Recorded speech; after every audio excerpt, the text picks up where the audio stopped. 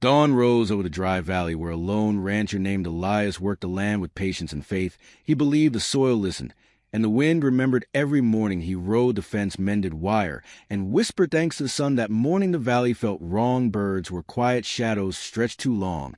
And a drumbeat echoed from the stone hills. Elias followed the sound, and found a circle of ash carved with symbols older than the ranch itself. At the center stood a traveler, cloaked in red cloth, wearing a carved mask of bone. The air held its breath.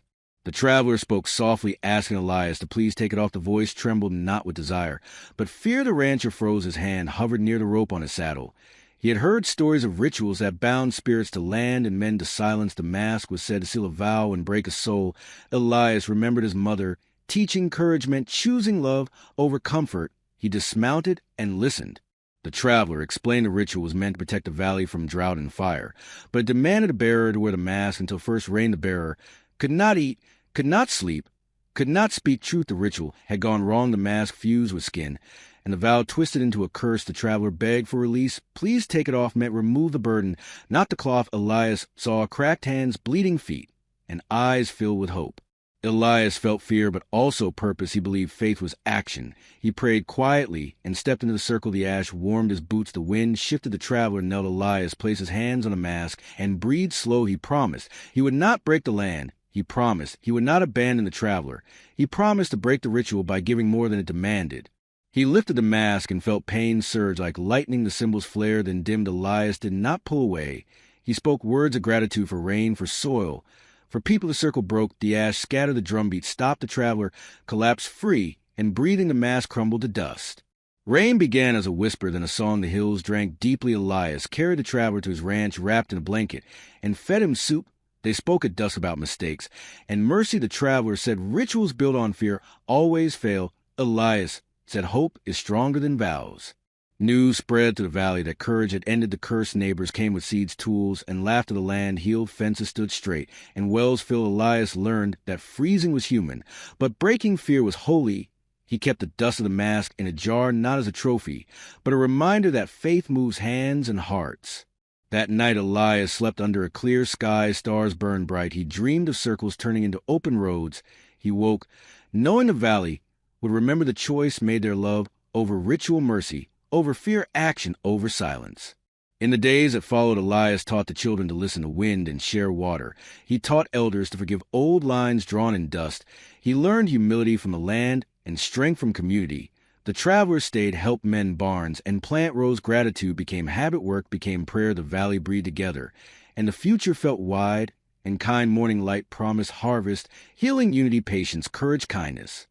Morning arrived gentle and clean after the rain. The valley smelled of wet earth and new chances. Elias woke before sunrise and stepped outside. The field shimmered as if the land itself was breathing easier. The traveler, whose name was Jonah, now stood at the well drawing water. His shoulders looked lighter, his eyes clear. Freedom had returned, but healing was still a road, not a moment. Jonah spoke of the past as they worked. He said he once belonged to a group that believed sacrifice alone could save land and people they feared lost so deeply they forgot compassion. The ritual had been their answer. When drought came, they chose symbols over souls. Jonah admitted he volunteered to wear the mask, believing pain would prove devotion. Instead, it taught him regret. Elias listened without judgment, believing stories heal when they are carried together. As the sun climbed, neighbors arrived. Some brought bread, others tools, and some only questions. Elias welcomed all. He knew fear fades when light fills space. He gathered them by the barn and spoke of what happened. He did not boast. He shared lessons. Courage is not loud, mercy is not weak. Rituals must serve life, not control. If the people nodded, some cried. Old divisions softened like mud after rain. Work began. Fences repaired, roofs patched, seeds planted, children laughed. Chasing puddles, the valley moved as one body. Elias felt gratitude ripple through him. Yet a shadow lingered. He sensed the ritual had left marks beneath the soil, like a scar that aches before storms. The land needed more than broken symbols. It needed care, patience, and trust. At midday, Elias walked the far ridge where the ash circle once lay. Grass had already begun to push through. He knelt, pressed his palm to ground, and listened. He felt a pulse, slow, steady, asking for stewardship, not saviors. He promised again to serve. The wind answered with warmth. Trouble came quietly. A group of riders appeared at the horizon, bearing the old marks of the ritual order. They had heard whispers of broken vow. They believed the balance had been ruined. Their leader spoke, sternly saying the land would punish defiance. Elias stepped forward calm and open. He invited them to share water and rest. He refused fear as language.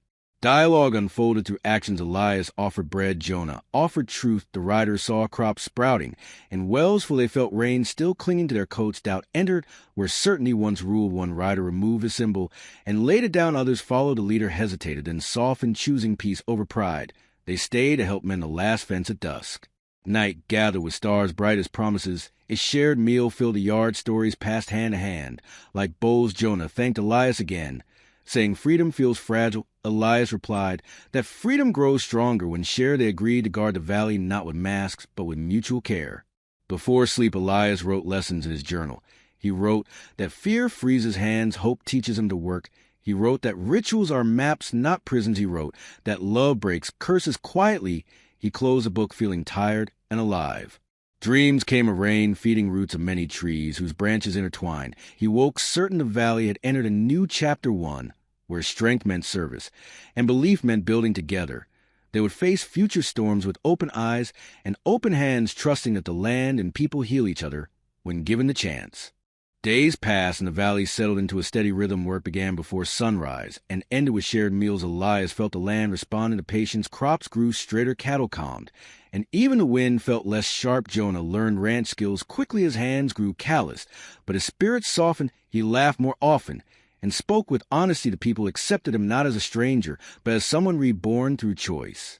One afternoon, a dry heat rolled in, carrying memories of old drought. Fear stirred quietly. Elias noticed wells lowering slightly and leaves curling. He gathered the community beneath the cottonwoods and spoke. Plainly, the land asks us to prepare, not panic. We will conserve, share, and plant wisely. Everyone agreed. Children carried water, elders planned schedules, and riders checked distant springs. Hope moved like a current through careful action. Yet whispers traveled faster than truth. Some said the broken ritual would anger forces unseen. Others claimed Elias sought power. These words reached the ears of a young ranch hand named Caleb, who struggled with doubt. He respected Elias, but feared loss. That night, Caleb wandered the ridge alone. He found remnants of the old symbols half buried. He touched them and felt a chill. Fear tempered him with certainty. Caleb returned at dawn. Troubled Elias noticed and invited him to ride fence together. They spoke of fear of responsibility and the weight of choice. Elias shared his own doubts from the day of the ritual. He admitted courage shakes before it stands. Caleb listened and breathed easier. He chose trust over whispers and helped Elias clear the last of the symbols, returning stones to the creek. A storm threatened by evening. Dark clouds rose, but brought only wind. Dust swept the fields and tested resolve. The community held steady, securing roofs, covering seedlings, and sharing water. Jonah led a song to keep spirits lifted. Voices joined, and fear loosened its grip. The storm passed without harm, leaving stars sharp and clean. The next morning, scouts reported a wildfire sparked far to the west. The wind could turn at any moment. Elias organized lines, cleared brush, and prepared fire breaks. Everyone worked together. Without waiting for orders, the riders, who once defended rituals, rode ahead to warn neighbors. Cooperation replaced command. When the wind shifted, the fire slowed and then died against the break. Smoke thin, relief spread like sunlight. Jonah felt his knees. Thankful, Elias stood quietly, knowing preparation saved them, not magic. The valley learned again that unity is a shield. Later that week, travelers arrived seeking guidance. They had heard of a place where fear lost his throne. Elias welcomed them, but set boundaries. Learn with us, work with us, share responsibility. He refused to become a legend, preferring to be a neighbor. The travelers stayed, helping build cisterns and plant windbreaks.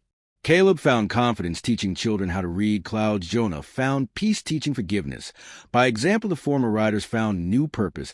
As messengers of cooperation, Elias found balance between leadership and humility, letting others step forward. At dusk, Elias returned to the ridge. The grass now covered the old circle completely. He felt gratitude and a quiet warning. Change requires tending. He committed to listening always. The wind answered gently. That night, the community gathered under lantern light. They shared food, stories, and plans for coming seasons. Elias spoke once more, not to praise himself, but to honor collective effort. We broke a ritual, but built a covenant with each other. And the land applause rose, not loud, but deep.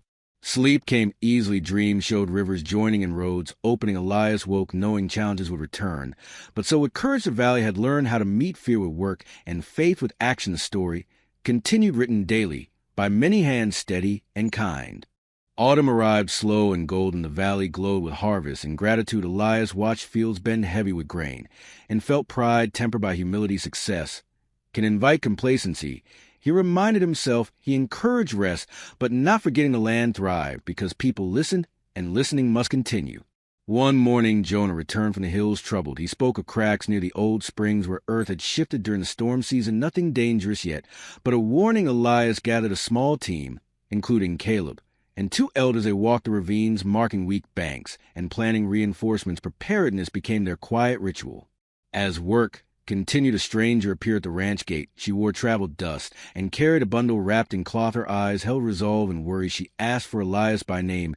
He welcomed her with water and shade. She introduced herself as Mara, a teacher from a distant settlement. Her people suffered from failing wells and division.